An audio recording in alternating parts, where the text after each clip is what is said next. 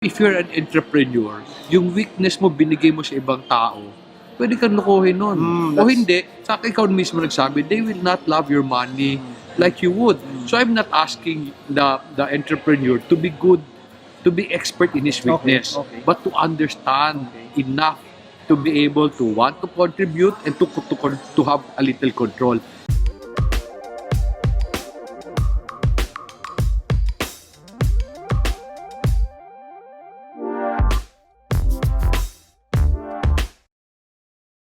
Alright guys, so we're with Dodong Cacanando. If you've seen him in the previous videos, master entrepreneur, legit, super, one of the people that, he's so good at farming, and not just that, not just good at what he does, he loves to impart it to people. Kasi madami magaling pero hindi nagsishare eh. And ito, hindi madamot sa information. So, entrepreneurship, business. Ngayon, parang we're now in the golden era of entrepreneurship kasi it's so easy to start a business, especially online. Ngayon, pwede ka na magbenta online. That being said, should people really go into business? I wish everybody will go into business. I really believe all of us were designed to be in business. I hope you don't mind, no? Pero feeling ko a church should be run like a business. Okay. Family should be run like a business. Even in fact in the Bible there's this parable, a parallel parable of the talent. Na specifically God said when He entrusts something to you, you do business with it. Kaso lang Marv, ang concern ko lang that they think technology can replace the essential steps of doing business. Like for example, one time I met with my old people from HP. And by the way, country manager, yes? Hindi, assistant country manager. Yeah. So parang kumbaga vice president. And then when I met with them, sabi kagad ng isa, sabi niya, Dong, mas madaling magnegosyo ngayon. Email lang and Viber lang. Okay. I send the proposal to them and then they read the proposal. You know, when he was saying that, sabi ko, luko-luko talaga to. Nothing can replace warm relationship. People will buy from the people they like. Bigyan mo ng email, hindi naman nag-work yun eh. Okay. And so, I just feel that people misunderstand technology as the way to do business. This technology is a tool. It will not replace the essentials of business. Yun lang sa akin, yun lang concern. Ito question ko, are entrepreneurs born or is it a skill that people need to develop? Ako they're develop being an extrovert could be a gift. You were born with it. I don't know. I'm an introvert. No. I don't think you're an introvert. I'm super shy. You just bring out the best in me kasi idol kita eh. No. You're an extrovert. Some people were born that they're good with people, di ba? Okay. Mga ganon, extrovert yan. And you think they're good salesmen. However, dun sa nabasa ko, sabi doon, the best salespeople are introverts. You know, that's okay. If you're an introvert, because they're very good with details, they're very concerned about their words, hindi lang sila salita ng salita. So many many introverts do not like to sell. Okay. Pero when they sell, they're very good at it because they really think about it. So these things can be developed. I think entrepreneurship is something you develop. You don't jump to it. I'm an entrepreneur already. You need to develop it. There's a trend na, okay, may capital ako, may idea ako, I jump the gun, I resign my job. I resign from my job. What's your take on that? You know, I saw this image sa internet when I'm writing a book kasi Marvin. Oh, ang dami mong book, guys. Best-selling author. I've stopped writing for 3 years na he doesn't stop. That's the commitment and dedication to be awesome. Ako, I write books pero nobody buys them. Si Marvin, everybody buys them. No. But anyway, I'm writing this book entitled Entrepreneurship for the Millennial Age. For my age group. Oh, for your age group. Yeah. And in my study, people will always say that lack of finances is the main reason why businesses fail. So, meron kang pera, nakaipon ka, porkit may pera ka na, okay ka na. You know, I saw this principle in farming, which I think dispels that principle. You need 8 forms of capital in order to succeed in business. What are these? Financial capital, intellectual capital, experiential capital, natural capital, your strength, your physical strength, spiritual, your values, social, your network, cultural, at saka raw materials. See, I'm learning. Ngayon ko lang nadinig lahat yun. That's how amazing he is. Okay, So, tapos? finances is Just just one one of them. And many of these things, Marv, you cannot buy. Like, for example, you have a good network of friends today. Did you buy them? No. No, you nurture them.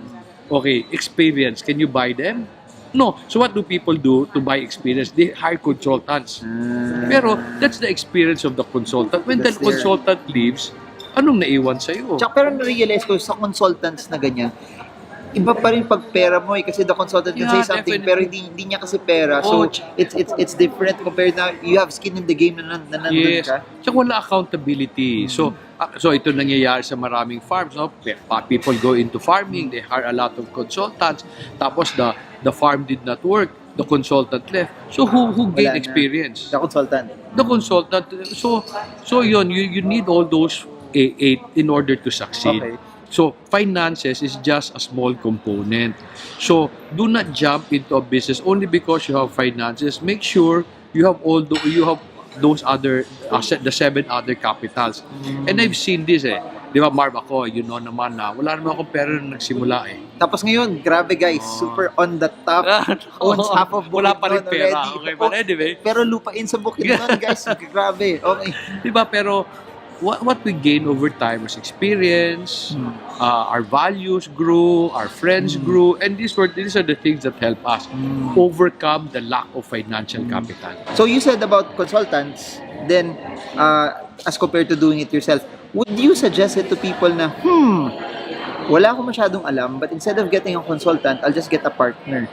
Probably an industrial partner na wala siyang pinasok na pera, or a partner na nagpasok din ng pera pero may expertise siya, Yeah. for example, sa marketing, or sa sales, or sa customer service. Pwede, ako, I would rather do that. Pero let me just make sure that I say things properly. There's nothing wrong with consultants.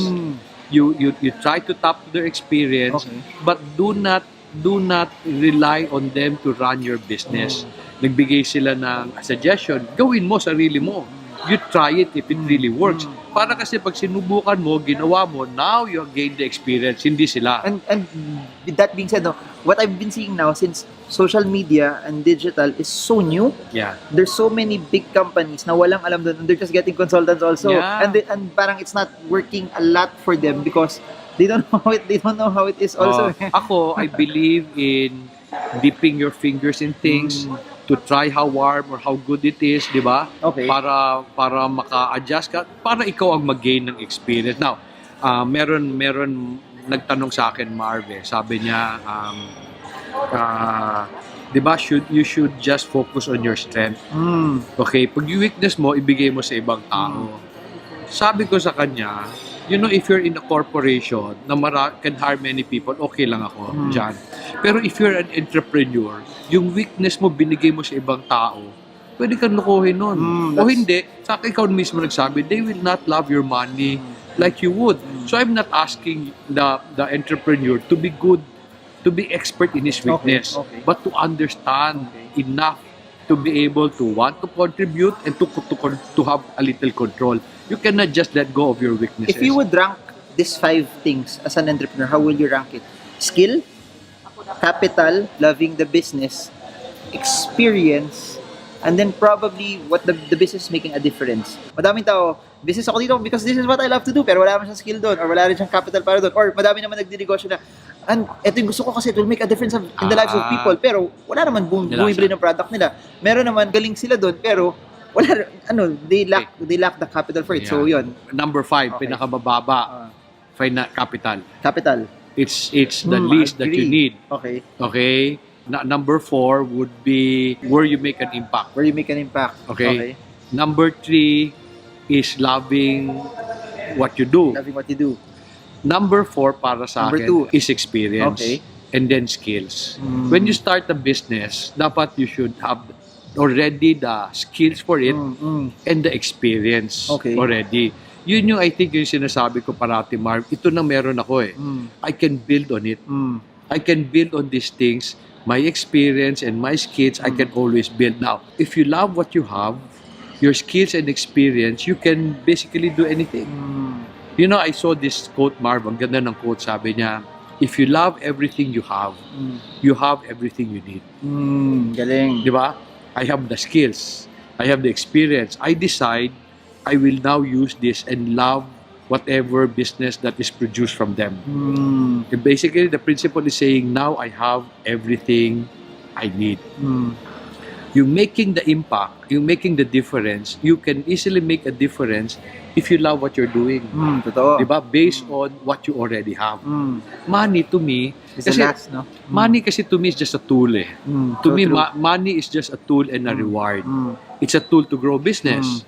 It's a reward, meaning if you're successful, money will come. So to me, money is the least thing you think about. And yet people today, money... I think it's everything. Money's not money should not be the end goal. Money is not everything. Kasi for me, pag mahirap, pag things get hard, as you're just in it for the money, Yeah. you will quit, you will give up. Or Yeah. pag narating mo naman, nakuha mo na rin yung pera, it will feel empty also. Yeah. Kasi it's not everything eh. You know si Denise, you know naman Denise, di ba? Okay. Si Denise discovered recently na kasi si Denise is an artist. Denise is my daughter.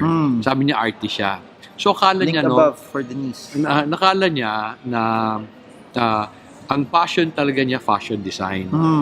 Nung sinabihan ko siya sino papagawa ng damit sa bukid noon, she felt very bad.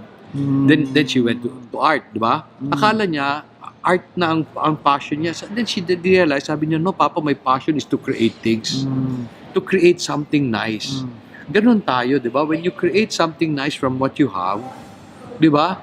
When you create something nice from what you have, you already create an impact to the people around you. Okay. Di ba? And money comes. Galing. Yeah. It's essential, pero it's not, it should be in the Yeah. lowest portion. And ewan ko, baliktad yung mga tao, they chase afterward the money, or the money Yeah, is... I guess it's because they want to get rich quickly, di ba? Ako, Mark, tingin ko dyan, it's because of this principle, money begets money. Money does not beget money. Money is a passive object. Money cannot grow itself. What grows money, pinag-usapan natin, is skills and experience. Totoo yun. I believe that so Diba? much. Diba? Money can just grow pag meron kang ganito daw. If you really love what you have and make something good from it, money will just come. Here's a question. May lumapit na ba sa'yo na parang, Dodong Cacanando, I want to be like you also. I want to be a farmer. Kaya ba yun? What if they don't have the skill for it? What do you advise them? No, ako, if you notice, Mar, whenever I explain something, I do not explain things that I'm successful already. I always explain things when I was struggling. I really believe you need to study a person not when they are successful, but when they were starting. That's where all the lessons are. Like, for example, one of my frustrations sa masters in management or entrepreneur today, they have this great case studies, no? They study about Steve Jobs, they study about Jollibee, but they study them when they were big already. If you really want to be a good entrepreneur, Study them when they're starting out. Yeah, because that's where all the lesson when they were starting are the things that made them successful. Okay. Hindi yung tingnan ko, okay, what system do they do? What program do they follow? Those things can be bought. Pero does that happen ba when people start? Yung culture na crab mentality that happens in the Philippines.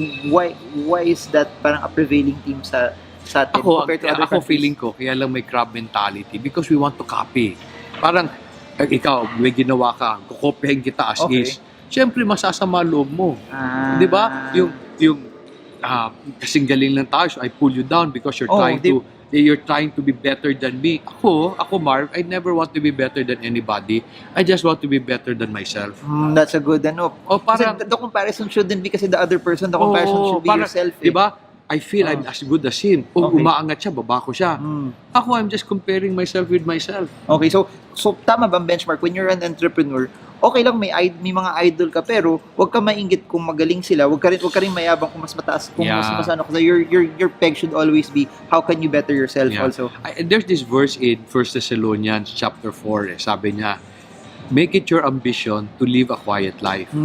By minding your own business. Okay, now minding your own business, work with your hand, and excel still more.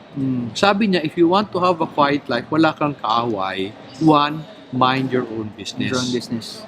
2, work with what you have in your hand. Okay. And 3, you just excel still more. Meaning, you compare yourself with yourself. Okay. That your joy comes from, uy, I'm better today than yesterday. Diba? And a good example of that is Toyota. Di ba, in 2010, Toyota became the biggest car manufacturer. The world, yeah. So, tinalo niya yung iba, no? So, I was reading this book, How Toyota Became Number One. And yung executive nila, President of North America Operation, she was asked, sabi niya, how did you become the biggest? Ang ganda ng answer niya, sabi niya, never wanted to be the biggest, just wanted to be the best. Wow, galing. Di ba, they want to be the best in what they're doing inside. They're not even comparing themselves with others. They wanted to be better than themselves. And then, the best became the biggest. Galing. So, to sum it all up, you have to love what you do, but you also have the skill. You have to make a difference. Pero parang they all are hand in hand, but the most important thing is you have to have the skill for it. Kasi kung hindi ka rin magaling, wala rin bibili sa'yo. Yeah. And don't compare yourself with other people. The moment you compare yourself, that's when you start losing. Yeah. Tsaka, besides, for example, kinumpare mo, mas magaling ka na sa kanya. And then, you look for someone else to compare yourself again. Di ba? Yeah. So mafu-frustrate ka lang. Yeah. Kaya nga lagi yung frustrated, sobrang galing niya. Sobra. There's na, parang yung, the best that I will ever be is the lowest that he was. Yeah, so, yun. Pero you watch his video, they're very, very good. Okay, they help a lot of people subscribe to his channel. Kasi you know why I do these videos? Kasi, every time we don't post something like this, there's something else negative that's taking up that space And I think that it's time that there's Filipino content, not just Filipino content, but content in general that's positive, that's helpful. Kasi naniniwala ko space yung media, kung hindi siya nagagamit, hindi siya nalalagyan, there's something else that's bad. And then that's also your gift, Marv. Kaya nga you're not an introvert. So, I guess that's it. Any final words for people who want to be a business person in 2019? All of us have the potential to become entrepreneurs, but take it as a journey. It's not a race, di ba? Do not do it because other people are doing it. Do it because, one, you have the skill set. It's time for you to become an entrepreneur. You have the character. Take life as a journey. Enjoy it. Galing. Okay, many people today get very, very frustrated because they're trying to be better than others. I believe life should be enjoyed. But enjoy it based on who you are, not based on other people. Okay, well Marv? said from one of the best entrepreneurial minds of this generation. You will see, remember this 10, 15, 20 years from now, when Dodong Cacanando will go down as one of the best entrepreneurs in the Philippines. So that's it for now. We feature people who know what they're doing, but not just know what they're doing, they really want to share it to people. So I hope this video helps you trade well, trade strong, trade smart. See you all again soon, guys, and bye-bye. Bye-bye. Hey guys, please subscribe to Marvin Gurma's channel. Smash the bell. Alam mo, it will change your life. Whoa! Thank you.